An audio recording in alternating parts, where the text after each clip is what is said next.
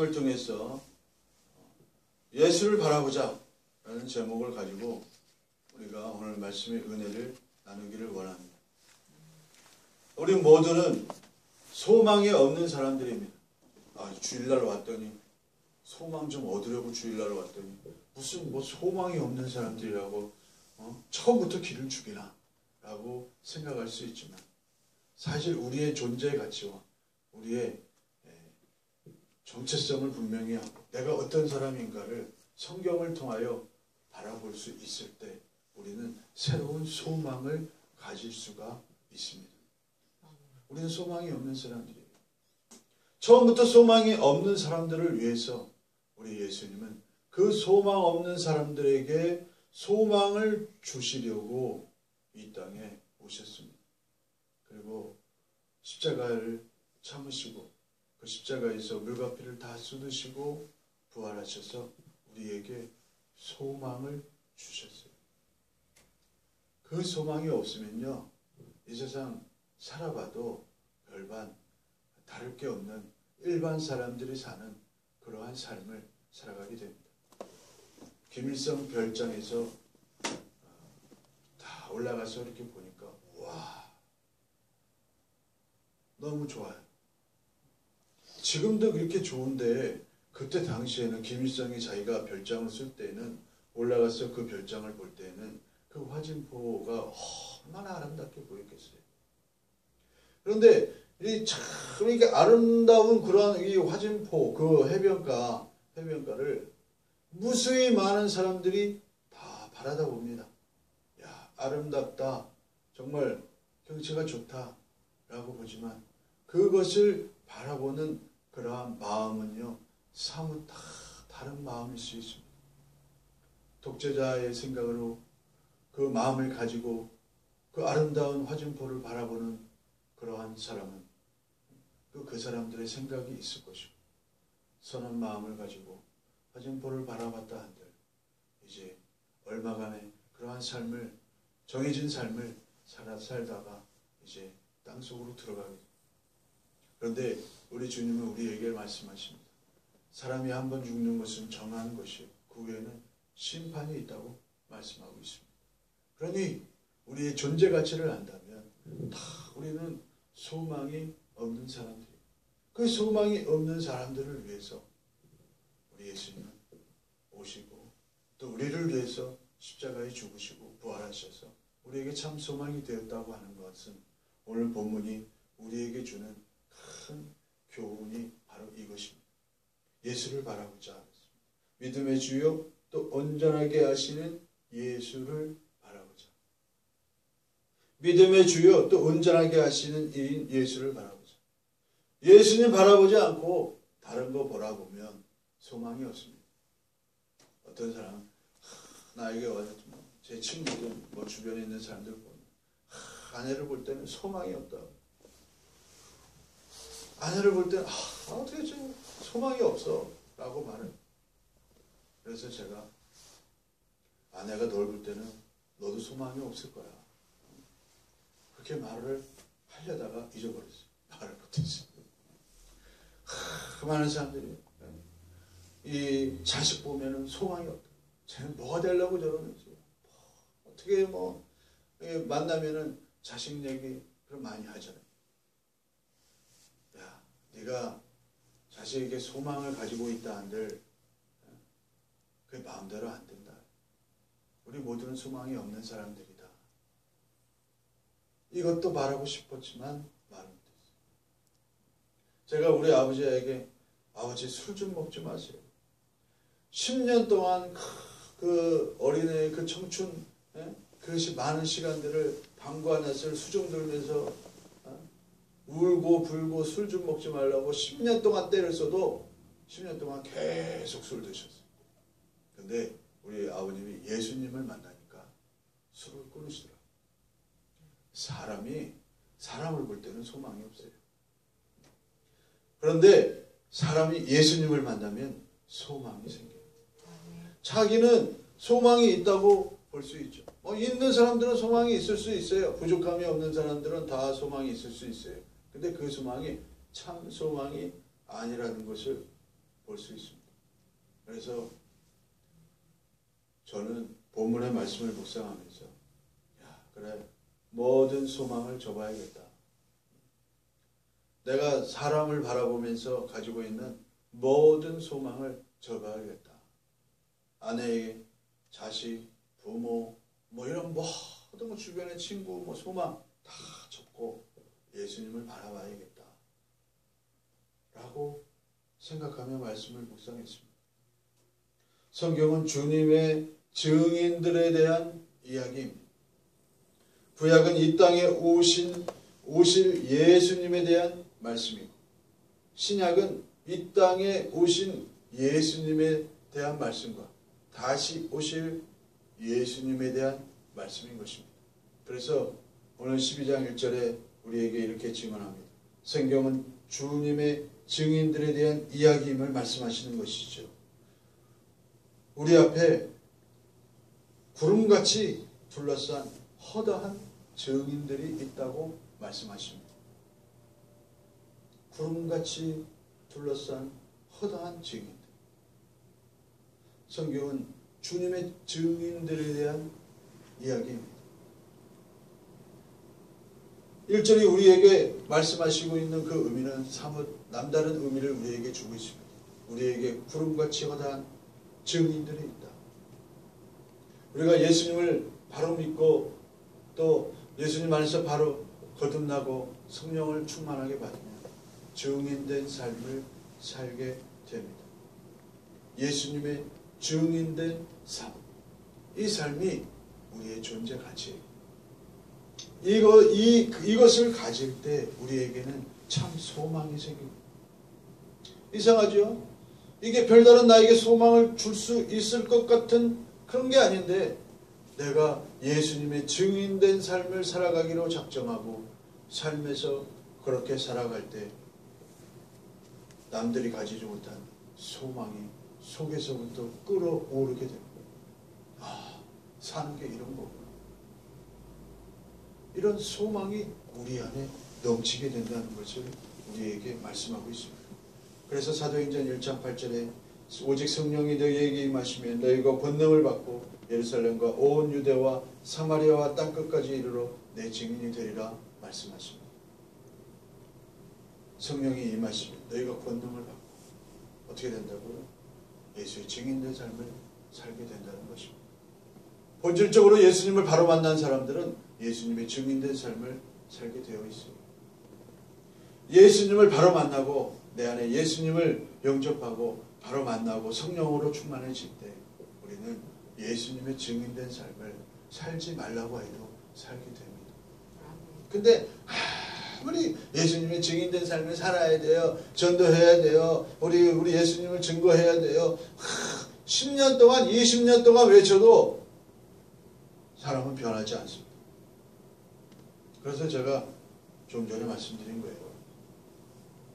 제 정말 소중한 시간을 우리 아버지를 위해서 기도하고 10년 동안 기도하고 아버지 술 먹지 마세요. 눈물로써 수종 들면서 안 되더라. 근데 우리 아버님 예수님을 만나니까 스스로 금식하면서 술을 끊으시더라고요. 봉사도 하시고 헌신도 하시고 오직 예수님께 소망이 있다고 말씀하시면서 신앙생활 하시는 것을 볼 때 그렇구나. 지금 이 말씀을 보면서 묵상하면서 저는 그 아버지에 대한 생각을 했어요. 그렇구나.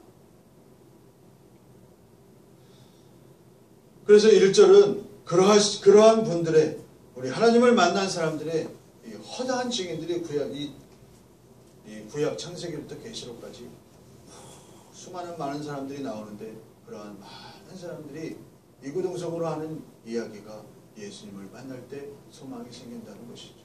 본질적으로 따지고. 그래서 예수를 바라본다는 의미는 무엇일까? 자기 십자가를 부끄러워하지 않는 것입니다. 2절에 오늘 본문의 말씀의 하반절에 보니까 십자가를 참으사 그랬어요.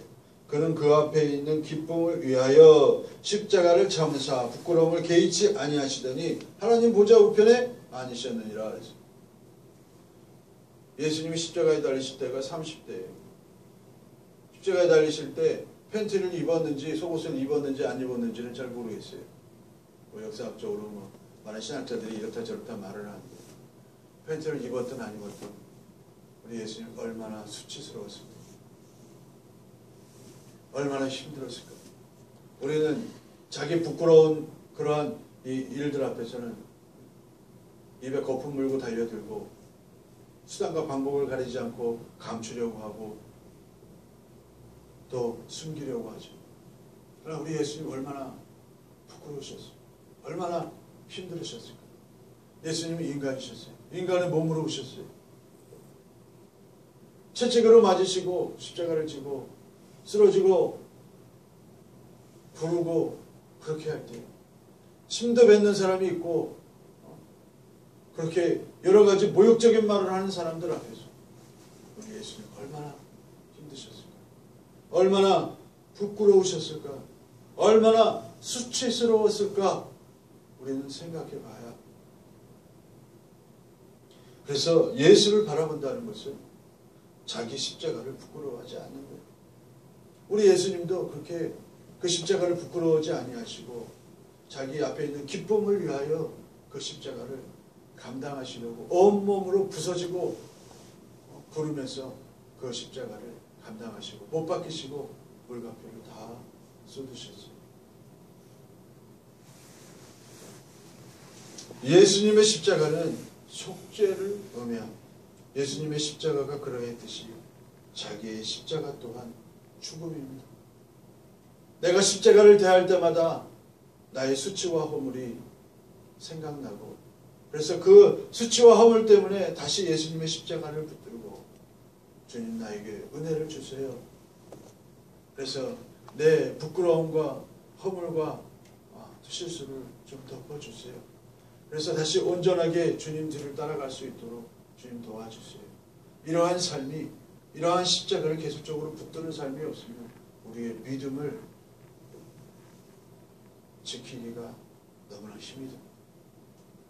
우리 예수님을 믿는다는 것은요, 때론 부끄러움이 있어요.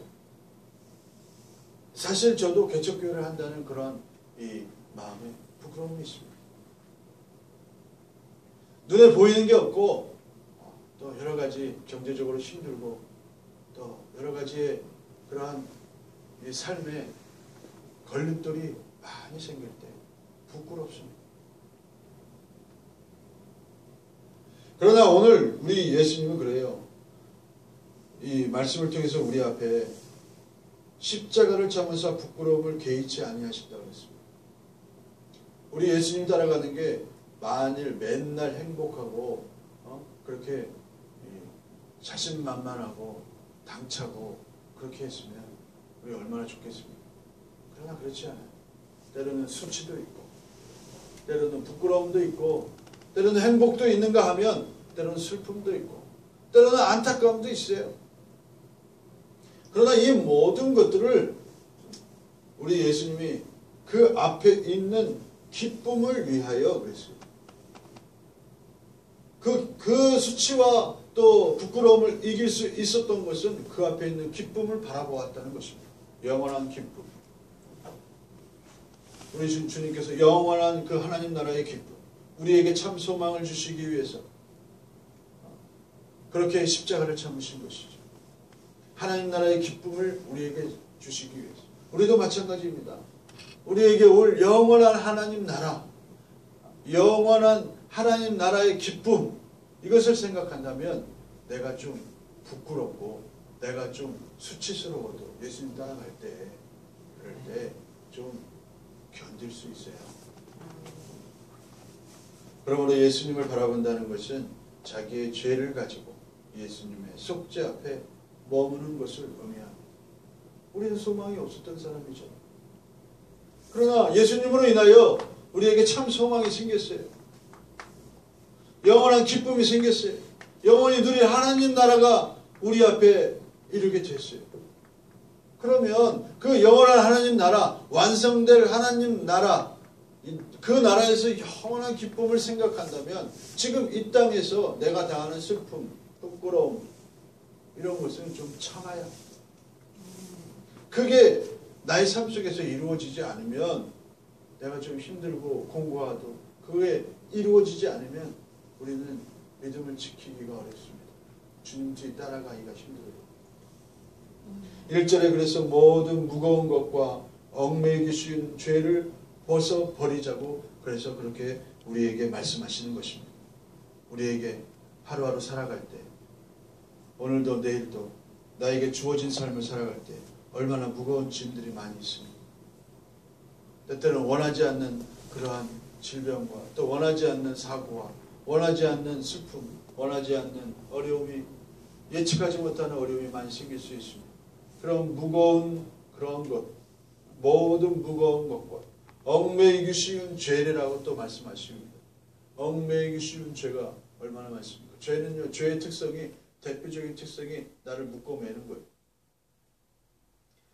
밧줄로, 쇠줄로 묶어매듯이 죄의 이 강력한 힘은 사람을 합법적으로 묶어버릴 수 있습니다.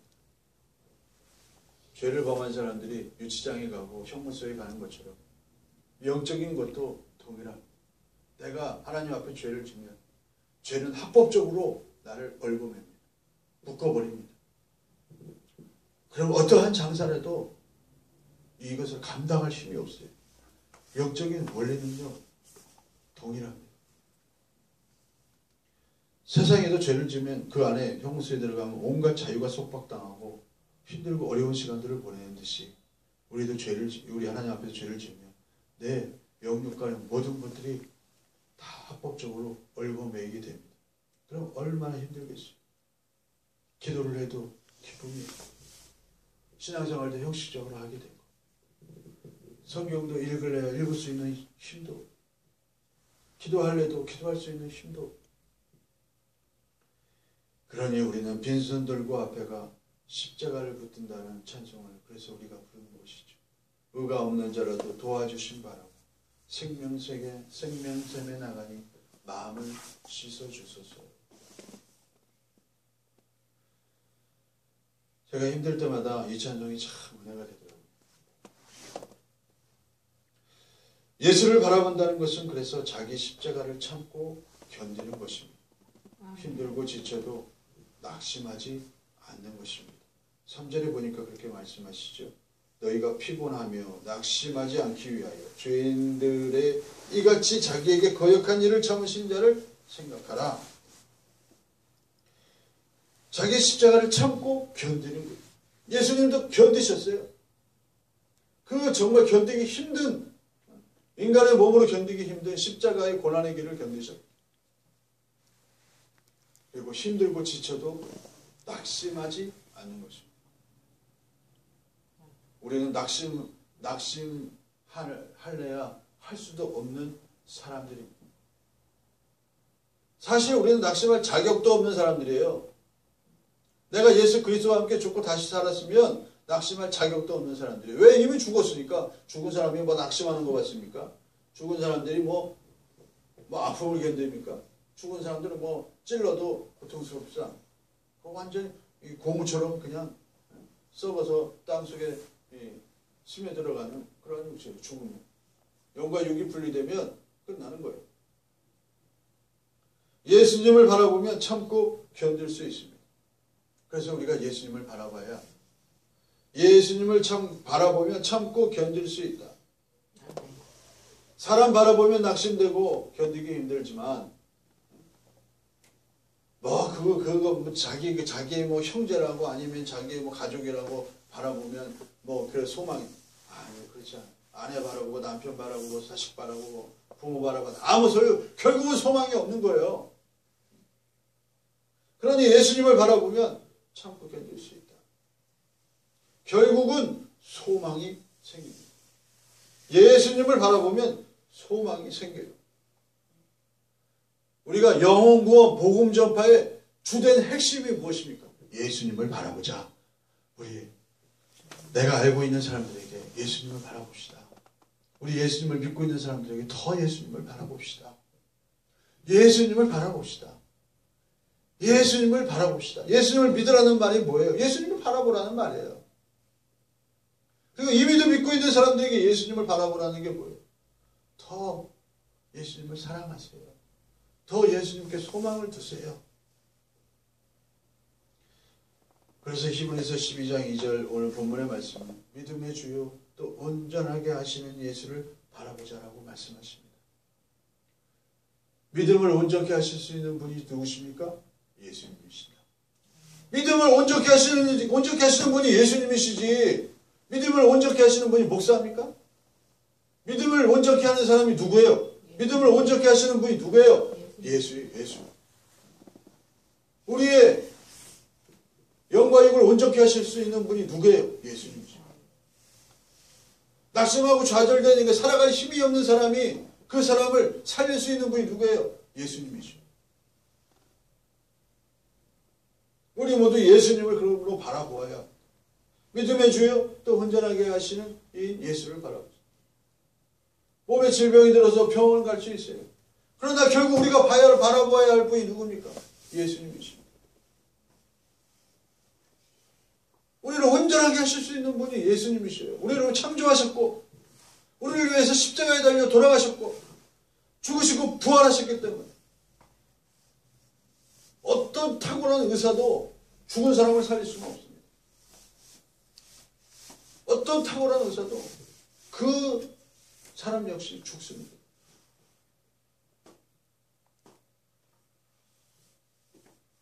제가 한번 병원에 갔더니 그냥 80 먹은 노인이 병원을 하고 허리도 피지 못하고 말도 어떤 탁월한 의사도요 다 세월이 가면 늙고 힘이 없어지고 아무리 돈 많은 사람도 다 세월 가면 다 죽게 마련입니다. 제가 서두에 말씀드렸지만 모든 것을 가진 그 김일성도 결국은 죽었습니다. 믿음의 주여 또 온전하게 하시는 예수를 바라보자. 우리 모두 예수님을 바라보아야 합니다. 우리 예수님은 우리를 얼마든지 우리의 연약한 믿음을 온전하게 하실 수 있는 분이십니다. 그래서 우리가 끝까지 바라보고 힘들고 어렵고 수치스럽고 여러 가지 정말 견디기 힘든 그런 것이 있다 할지라도 우리는 계속적으로 예수님 바라보고 견디고 예수님 바라보고 소망을 가지고 예수님 바라보고 예수님을 그렇게 계속적으로 주님 예수님을 바라볼 때 어느덧 내 삶 속에 어두운 그늘은 없어지고 소망이 생기고 살아갈 힘이 생기고 주님께서 채워주시는 그러한 은혜가 있고 기쁨이 있고 주님께서 열어주시는 길들이 열리고 주님께서 채워주시는 그러한 은혜와 또 삶의 풍성함이 있게 되는 것입니다. 이 은혜를 모두 충만하게 누리시게 되시기를 주 예수 그리스도의 이름으로 축복합니다.